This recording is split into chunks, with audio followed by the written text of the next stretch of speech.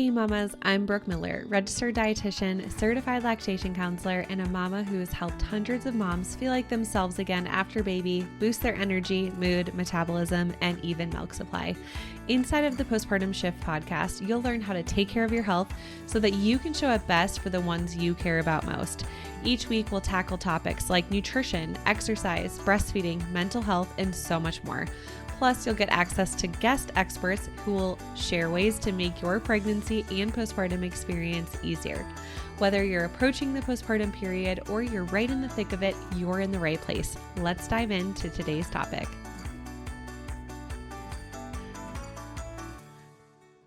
Hey, welcome back to the podcast. And we have a special guest today, Valerie, and we are going to be talking about being a postpartum doula, why postpartum doulas are important. And she's also a certified lactation counselor like I am.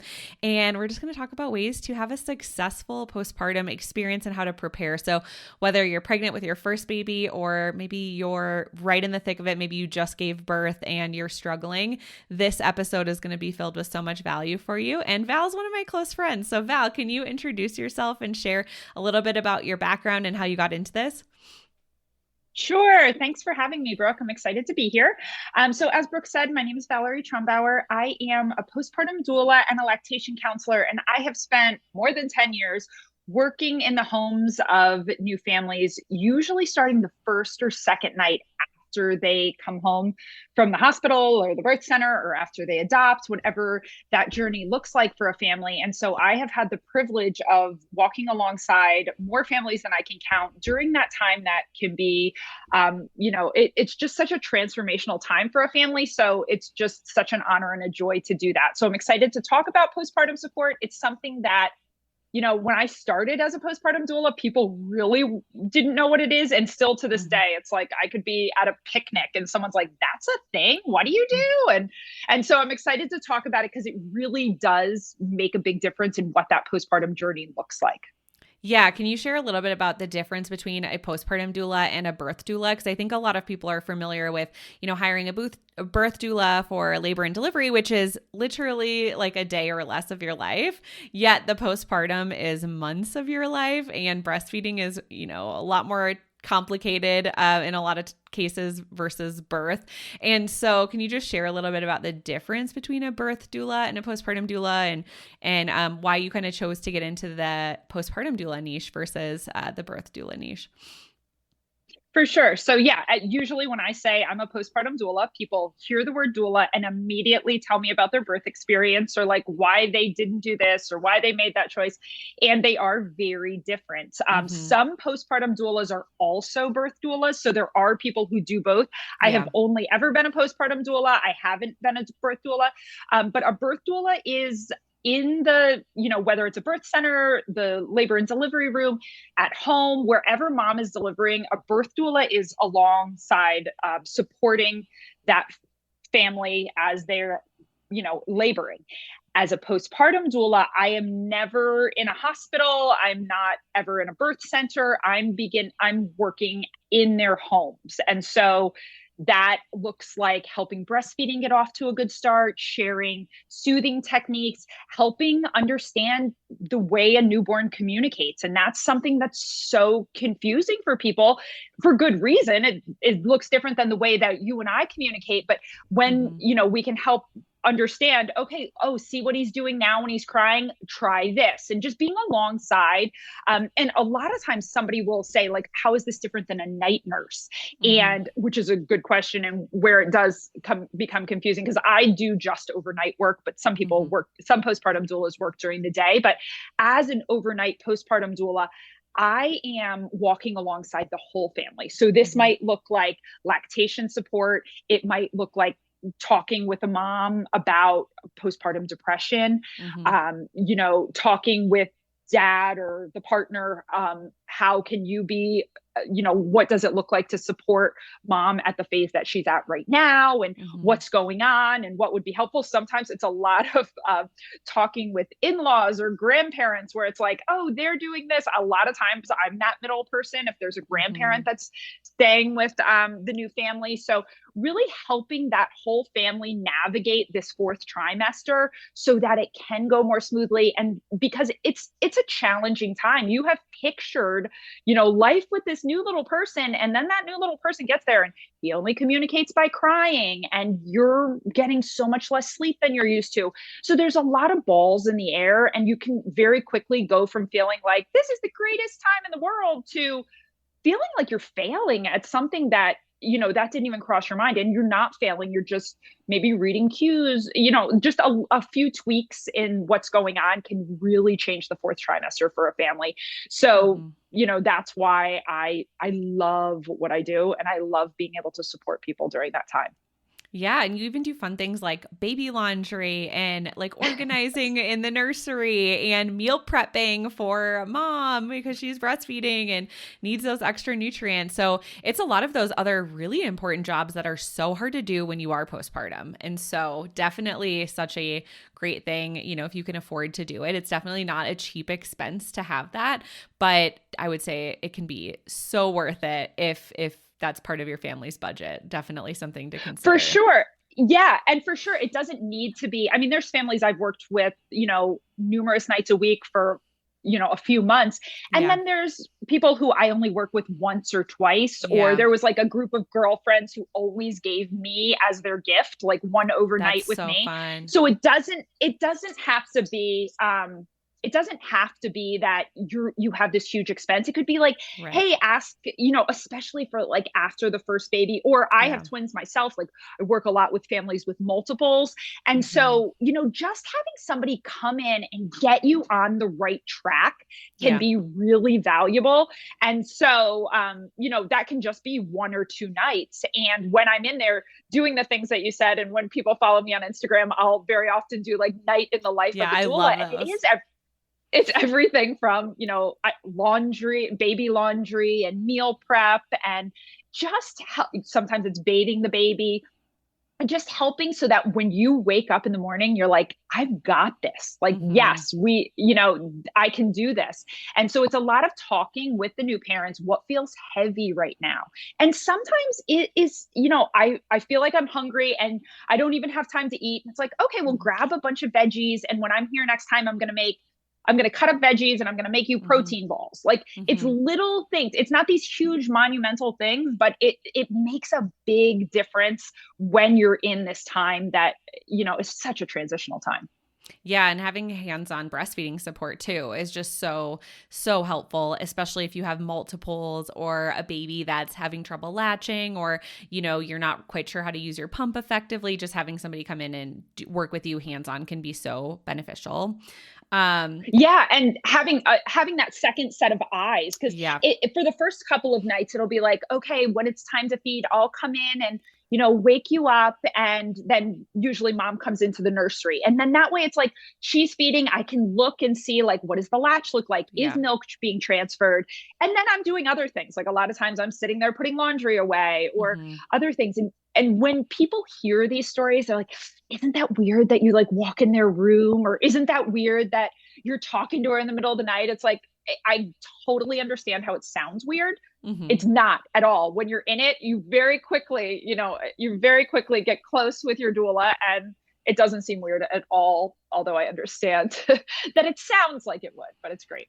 Yeah. And I think you and I have the same belief that postpartum can be easier the more prepared that you feel going into it. So if you are preparing for a lot of these things like feeding and sleep and safety while you are pregnant, we tend to see that moms have an easier postpartum experience. Can you touch on that a little bit, on just what you've seen from the moms that you've worked with, whether it's in person or online, who really prepared and learned a lot of this stuff during pregnancy versus the moms who were like, I'm just going to wait and see and wing it and see how it goes. Like, can you talk about that? Because I know that we both have had a lot of experiences in person and online working with people who've done both, who've prepared very well in advance, and then the ones who are like, oh man, I thought I could just figure this out on my own, like as I went, and feel a little bit overwhelmed.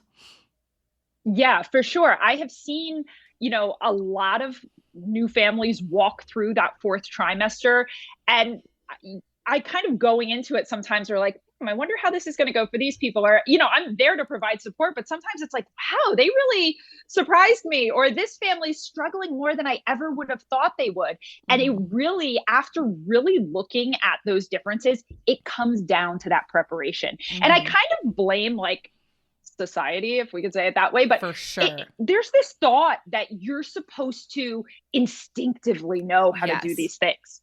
Totally. And that's crazy. Like, it doesn't matter what your job is. If you're a barista at Starbucks or an attorney or a third grade teacher, the thought that I could tomorrow morning wake up, go to your work and do your job with no explanation just because, I'm instinctively going to know what I'm doing.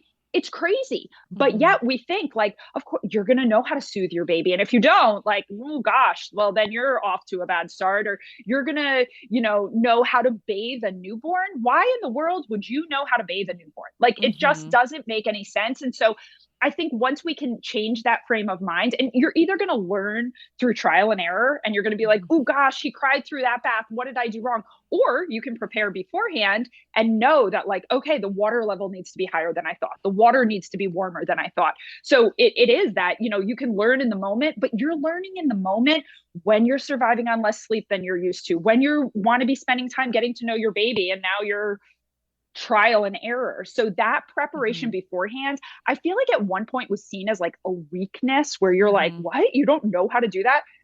Spoiler alert, no one really does. So spending time getting that, even families, I mean, I work with families who are having their fourth baby and they're like, wait, what? I don't remember. The baby loses weight? Really? How much weight do they lose? You're not supposed to know this. You're not supposed to remember it. And so having that preparation ahead of time just completely transforms that fourth trimester.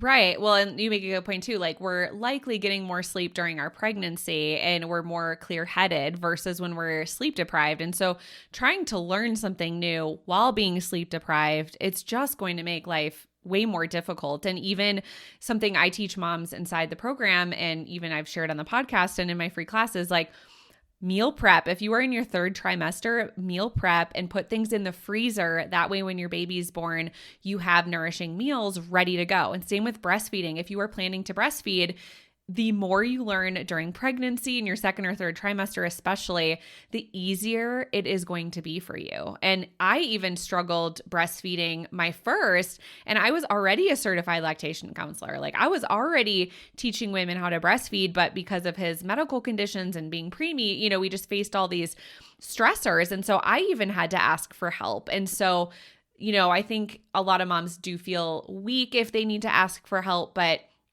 it's totally normal. Like you said, like, we should not be expected to know all of this on our own. What are some of the— and just one other thing that I wanted to mention is, even if even if you're like, I babysat my whole life, or I was the oldest, your partner probably isn't in that situation. And so by preparing ahead of time, first of all, it's giving the two of you this way that you're bonding together before the baby's born. Yeah. And it's putting you in a situation where you're more on equal ground, where you're not going to constantly be like teaching your partner, like, well, don't do this, do this. It's like, here, you guys sit down every night for, however long, and watch a little bit of the information that I'm sharing. And that way, that preparation ahead of time, then you can reflect back and, the same thing with what you're talking about, that preparation beforehand. Now you've both taken in the same information. Now you're sure that the information is current and reliable, because it doesn't matter if you were a babysitter 15 years ago, things change and you don't keep up with that. So that preparation really changes what that looks like for you and your partner. If you've been wanting to reach your healthiest weight and feel like yourself again postpartum without having to sacrifice your favorite foods or your milk supply, I've got a free workshop just for you. Inside of this free workshop, you'll discover how to boost energy, mood, metabolism, and even protect your milk supply. You'll learn common mistakes that moms make that actually cause exhaustion, mood swings, low milk supply, and weight loss resistance to become worse, things that moms don't even realize. And you'll learn the proven 3-step method to heal your hormones and metabolism after baby, so you can go from surviving to thriving postpartum. Plus, as a free free gift. You'll get my postpartum snack guide when you come hang out with us. All you have to do is click the link in the show notes to save your seat today. Spots are limited. See you there. Yeah. And what are some of the main like pillars that moms should be focused on? So if you're pregnant and listening to this, or maybe you just gave birth, what are some of the things that you feel like all moms really need to understand and know to have a successful postpartum experience?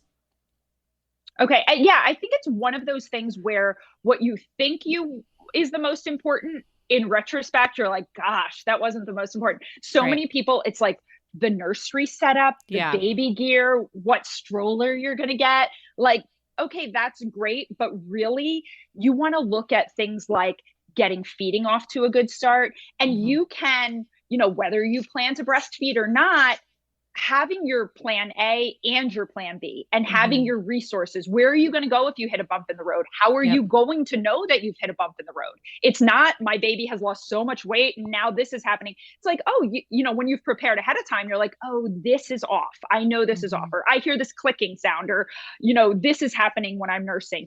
You know that because you've prepared ahead of time, and you also know where you're going with your questions. So feeding is a big thing. Even if you're planning to formula feed, if you're like, breastfeeding's just not for me, I always say, like, prepare with all of the information so that you have your plan A, or even if you're like, I'm breastfeeding no matter what. Okay. But if you needed to give your baby formula, do you know how you'd make that decision? Do you know which formula you'd choose?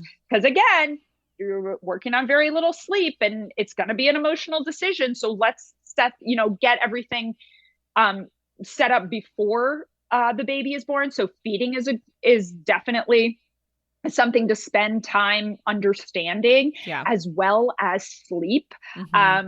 Just getting sleep off to a good start, not sleep training, not your baby's crying it out, but like, what does newborn sleep even look like? That is something, like, I talk a lot about understanding newborn behavior. And so when you you think that a newborn, it's like, be really quiet. Newborns look like this silent little picture that we've all seen. That is very rarely what a newborn looks like when they're sleeping. Or when the baby's hungry, they're going to look like this. Okay, are they? Or are they going to, when you can understand that newborn behavior, definitely around sleep and feeding, that is going to really change the way that fourth trimester goes. Yeah, absolutely. That's so important. And even with like breastfeeding or formula feeding, I feel like just understanding like how much a baby needs to drink too. Cause I think a lot of moms are worried about things like milk supply, and they're like, wait, my baby is 2 months old. They should be drinking 8 ounces of breast milk at once. And I'm like, no. Like your baby does not need that amount. Like it's a very small your amount. Your baby will never probably drink 8 ounces of breast milk. It would be pretty rare. Yeah. Maybe once in a blue moon with a growth spurt. But yeah, so I think even just understanding like what is a normal amount, what's a normal growth rate, and those types of things. Because I often see a lot of moms worried about milk supply, and they supplement when there actually isn't a need to supplement, right? And then there are medical cases where it's like, hey, no, the baby is losing weight. Like we actually need to supplement. Like here's how much we need to supplement. Here's the amount. And so really understanding what is normal growth rate looking like, what is a normal baby's consumption. And exactly just understanding what is a normal behavior for a baby. Like when should we be concerned over even things like a fever, or like when should we call the doctor over this? Like just having that confidence will make that postpartum experience just so much easier. And just to touch on what you're saying about like the 8 ounce bottle, for example, like some people will say like, I don't need to take your class, or I don't need to prepare ahead of time. My sister had a baby 3 years ago, or my best friend will tell me everything I need to know. And I think it's important to understand, like, yes, that person will be an amazing resource for you, but they can only speak to their unique baby. Exactly. And so let's say your best friend ended up formula feeding, or, you sit down next to someone, your babies are both 2 months old. That person's giving their baby a bottle. They're taking in 7 ounces. And you're like, oh, when I give my baby a bottle, I pump and I get 3 ounces. I'm starving my baby. And our minds go to this place and down this rabbit hole where before you know it, you have like completely sabotaged this. You need to stop nursing because your body doesn't make enough. And it's like, no, take the time to have that resource where you're like, okay, I understand how to understand my unique baby. So, I talk about, okay, these are the cues for, whatever. I'm hungry, I'm full, I have gas. But you're going to learn over time what your baby wants. So kind of learning what those cues are you're watching for, but then also recognizing that your baby's going to communicate in a different way. Yeah. And exactly. I hear that a lot with breastfeeding too, where a mom's like, oh, my milk supply is low. My best friend told me to buy this supplement. It worked for her. Or my best friend told me to just drink more water. And I'm like, well, if your best friend and you probably have different root cause reasons for why milk supply is low. Like if your milk supply is low because your baby's not latching correctly, taking supplements is not going to help you, and it could potentially hurt your milk supply, and so you really need to understand what is going wrong or, in that situation. If you have pain, we need to address the pain. We can't just, try to buy a vitamin online and hope that solves our problem, even though maybe it did help your friend, but your friend probably didn't have a latching problem. And so that's why important. Yeah. Do you even have low milk supply? Because sometimes people will be like, well, I can feel my breast. My breast feels like there's not a lot of milk in there. And it's like, okay, well, how old is your baby? Like you don't always, you're not always as engorged as you are at 6 days postpartum. You're not 4 months postpartum in that same situation. So that's always the first question when I'm talking either online or in person with someone. And it's like, I'm worried about my milk supply or my baby's not getting enough. Because that's the other thing is you're suddenly living with this little person who only communicates by crying. Yeah. So so it's easy to get down this rabbit hole and be like, he's crying because I don't have enough milk. Like, is he, or is he crying for, is he hot? Is he cold? Does he have gas? There's all of these other things that could be going on. So I think really, having that resource to understand and preparing ahead of time so that when that happens, you're like, oh, actually his tummy's really hard and he's arching his back. He has gas. It's not that he's hungry, so understanding that. Exactly. And then do you have any last minute tips for moms to have a successful postpartum experience? Just anything that you've seen really help clients over the years be successful?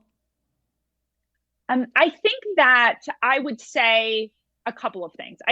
I spend a significant amount of time talking to grandparents to be also. And so there's a lot of back and forth with like, my daughter-in-law thinks blah, blah, blah. Like in the end, it's your baby. You're going to educate yourself the best you can and make the decisions that you make. And don't feel like you don't need to explain your decisions. You don't need to explain why you're not breastfeeding. You don't need to explain why your baby gets 2 bottles of formula. You don't need to explain why he sleeps here or you use this swaddle or whatever.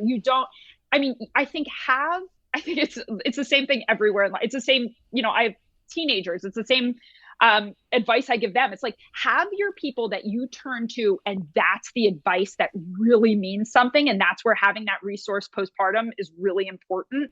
And then you can kind of, just push the rest away and think like, okay, their intention is good, but I know where I'm getting my information. And just to show yourself grace, like you are doing something you've never done before. Even if this is your 3rd baby, you haven't had a baby while you had 2 other kids.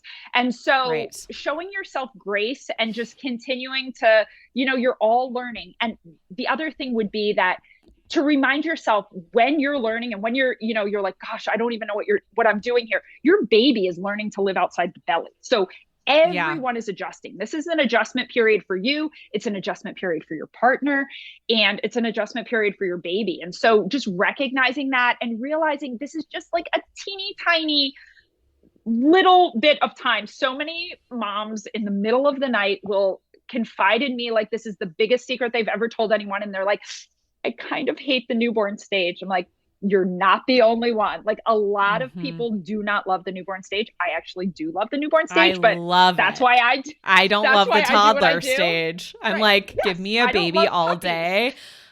2, 3, 4-year-olds, like, I love them in doses. I mean, I love them, right? But like for me, the toddler stage when they're into everything, I find so difficult. It's so hard and they're so irrational. Yeah, and there's other people who are like, oh my gosh, I hate the newborn stage. I love the toddler stage. And so recognizing like it's okay to feel whatever you're feeling. Like Exactly. We're if it all gets so to the point where different. you're like, actually my thoughts are intrusive, or I feel like I should speak to someone, do that without guilt. Absolutely. But if your Yes. feeling is just like, this isn't what I thought it would be, like, this kind of sucks. It's like, that's okay to think that. That's okay. It's okay. It's Totally. just a minute. Yeah. Exactly. Yeah, I totally think so. And if you're struggling with any types of thoughts and I think something else a lot of moms don't realize is postpartum depression can develop anytime in the first year postpartum. So if all of a sudden at like 8 months, you're starting to feel these thoughts, like talk to your doctor. It's okay to get on medication. It's okay to go to therapy. Like, just don't feel any shame because these are all very common things to be struggling with. And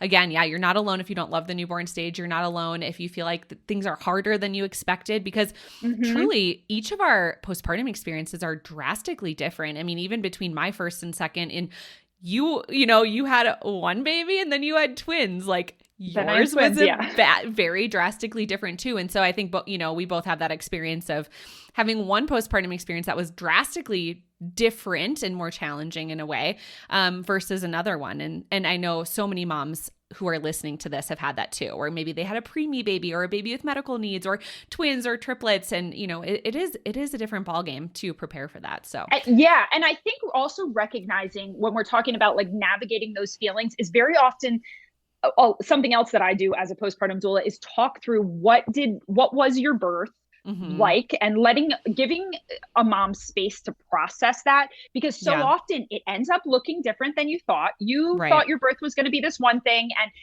maybe it was an emergency C-section. Maybe you weren't where you thought you were going to be. Maybe you didn't have the doctor you thought you would have, whatever it was. But then your baby was born and he's healthy. And aren't you just so glad he's healthy? And you never have time to process this. And sometimes there's a mourning process that goes along with that. And you almost feel like you don't have space for it. So even if you're like, I don't think I have postpartum depression, but I feel this like sadness around what this looked like, being open to talking through that. It could be talking through it with a doula. It could be talking through it with a therapist, like wherever you're comfortable, but giving yourself space to be like, I can love my baby and hate this part of, the process, or be disappointed or be mourning what didn't happen the way that I thought that it would. Yeah, totally. I know there's so many aspects of birth that are completely out of our control. And yeah, it's totally something that I've had so many friends and family deal with, that where they're really mourning like the birth that they had, the birth experience that they had, or even, the first few months postpartum, they just thought it was going to be a lot different than it was. And I mean, I had that mourning process, having a baby in the NICU and like heart surgery, like that is not how a parent wants to experience things, and I know several moms who got a birth diagnosis of many different, things at birth, and all of a sudden they're living in a NICU for a long period of time that they had no idea. And so yeah, just know that all of these feelings are valid, and there's somebody out there who feels the same way as you. So I think that's the biggest thing, is like getting in community with other moms who are in it. It's so powerful. Like whether that's an online community, whether that's, your friends in person, but I think really being real with your friends and family, and maybe again, it's an online community that you feel more comfortable with sharing. But I just know I felt that way when I connected with the Down syndrome community online.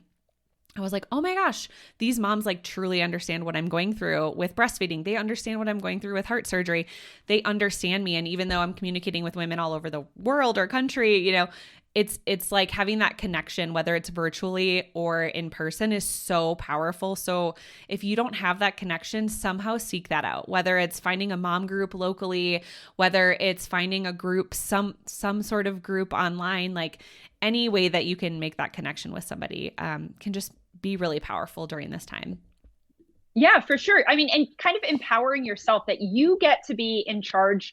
Not, you get to guide what this fourth trimester looks like. And a lot of that has to do with preparation before, understanding where you'll find those resources, where will you find that group, who will you talk about these things with. And when you can take time in your pregnancy, take time away from like nursery paint colors and all those decisions, which I get it, that's a piece of it too, but really taking time to think about what you want it to look like, and what can you do during your pregnancy to help guide that postpartum experience towards what you're hoping it looks like.